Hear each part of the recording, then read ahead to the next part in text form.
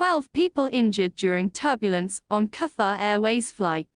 12 people were injured after a Qatar Airways flight from Doha to Dublin was hit with turbulence on Sunday.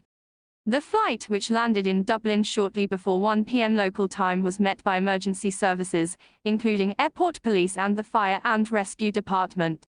According to a statement from Dublin Airport, 6 passengers and 6 crew members were injured in the incident, 8 of which were taken to hospital following assessment.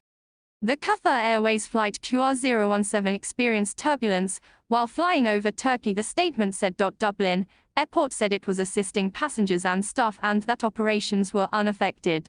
The plane's return flight to Doha, flight QR018, is scheduled to go ahead as expected, though its departure will be delayed, the airport said. In a statement, Qatar Airways said that the flight landed safely in Dublin, but that a small number of passengers and crew sustained minor injuries in flight and are now receiving medical attention. The matter is now subject to an internal investigation, the statement continued. The safety and security of our passengers and crew are our top priority. It comes days after 104 passengers were injured and a man with a heart condition was killed on a Singapore Airlines flight that was hit with severe turbulence. Flight SQ321 from London to Singapore was cruising at 37,000 feet on Tuesday, when the plane dropped sharply before climbing several hundred feet, according to flight tracking data. It then repeatedly dipped and ascended for about a minute. Is turbulence on the rise. About 65,000 aircraft suffer moderate turbulence every year in the US, and about 5,500 run into severe turbulence. These numbers, however, might be destined to grow.